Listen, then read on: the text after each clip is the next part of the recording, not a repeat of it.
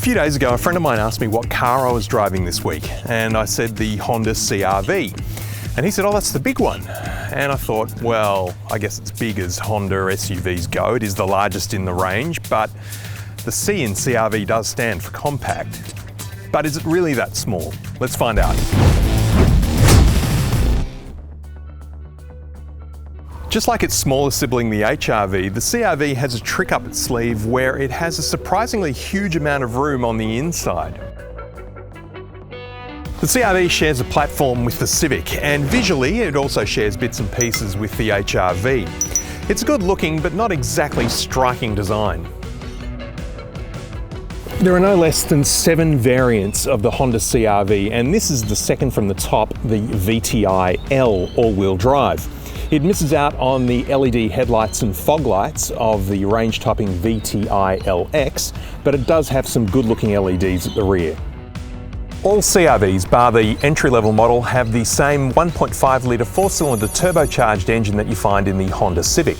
It outputs 140 kilowatts of power, 240 newton meters of torque, and fuel consumption is 7.6 litres per 100 kilometres. Now, obviously, there's a bit more weight to lug around with a CR-V than there is with a smaller car, so the performance isn't quite as zippy as it is in the Civic, but it still gets along very nicely. Now, one of the best tricks that the CR-V pulls off is the fact that it looks smaller than it is.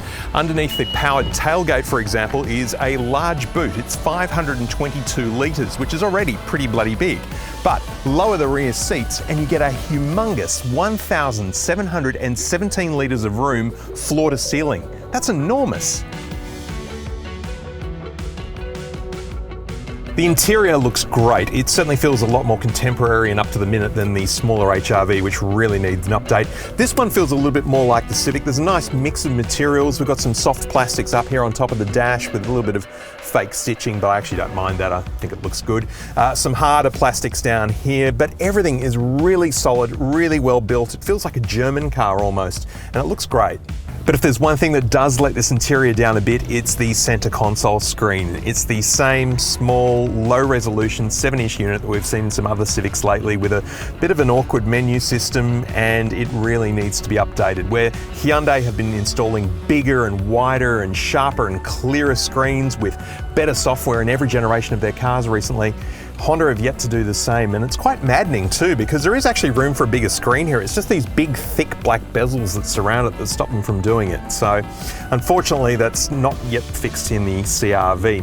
Apple CarPlay and Android Auto are included. However, there's no digital radio, but you do get native navigation.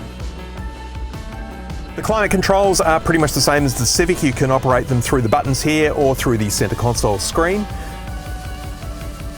I really like how Honda have put the gear shifter up high here on the console. It almost feels like a power selector on a plane that you're about to, go barreling down the runway with when you put it into gear. I also like how they've put the buttons for the brake hold, the Econ and the electric park brake up here next to it, which is great because you can use them without having to take your eyes off the road. And of course, the other benefit of having all of those things up high means that there's a lot more storage space down low here, and there is no shortage of cubbies and trays and places to put things here in the CR-V. It is a tremendously usable space. Loving these seats, they're leather. The bottom cushion could be a little bit longer for me with my long legs. It feels like my knees are a little bit unsupported, but there is full electric adjustment for the driver. The front passenger gets manual, but both seats are heated. The instrument cluster is a hybrid digital analog unit, which is pretty common these days, although Honda do at least go to the effort of trying to make their analog dials look like LEDs. I don't know why they didn't put LEDs in there. Surely it couldn't cost more, but it's a good design. You can cycle through some pretty basic functions on the screen there, plus it also links in with Apple CarPlay very nicely. Okay, back seat in the CR-V. Wow. Honda has more tricks up its sleeve with the back seat. There is so much room here. I am 190 centimeters tall. I'm behind my own seating position here. Look how much room there is between my knees and the back seat. That is enormous. I am nowhere near it, and this is a compact SUV. This is incredible.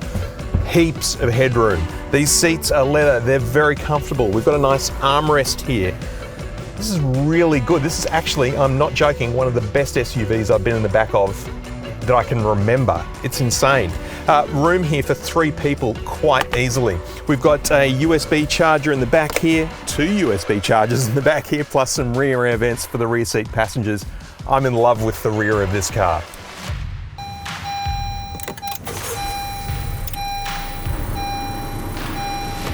So the C in CR-V can either stand for comfortable or compact.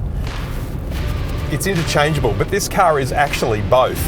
It certainly doesn't feel compact on the inside because Honda have managed to squeeze out every last little millimetre of space, and there is so much room in here, it is crazy. It does not feel like a small compact SUV at all. But to drive the car, it does feel compact. It doesn't have a large SUV feel. It feels like you're driving a much smaller car.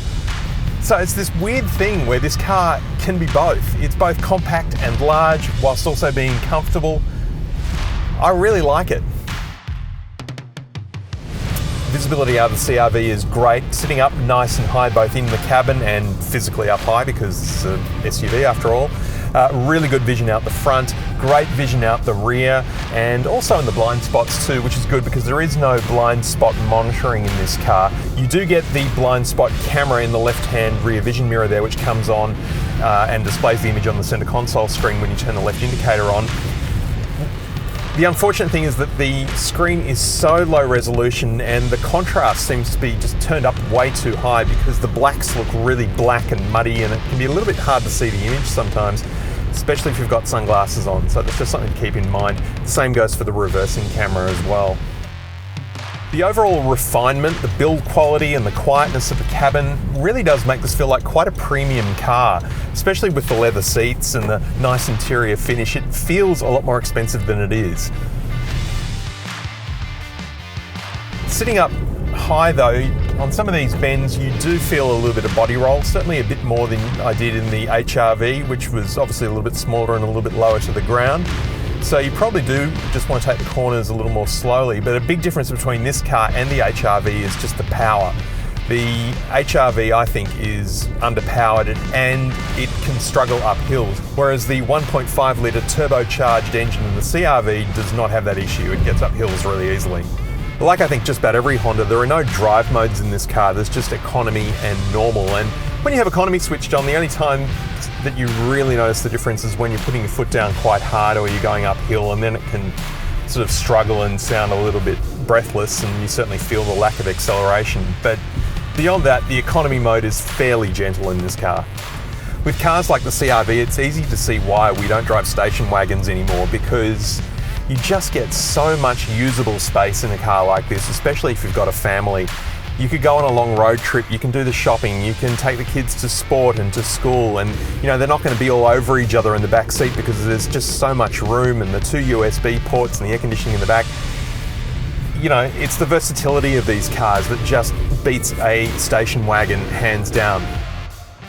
And even being able to take it to do a little bit of light off-roading with its all-wheel drive capability. I mean, there's so much you can do with this car. The versatility and the practicality, it's unbeatable. The Honda CR-V is incredibly well made, it's practical and it's extremely comfortable. It really is the ideal SUV for a family who live in the city and maybe even do a little bit of light off-roading from time to time. It's not the cheapest compact SUV on the market, but it's definitely worth it.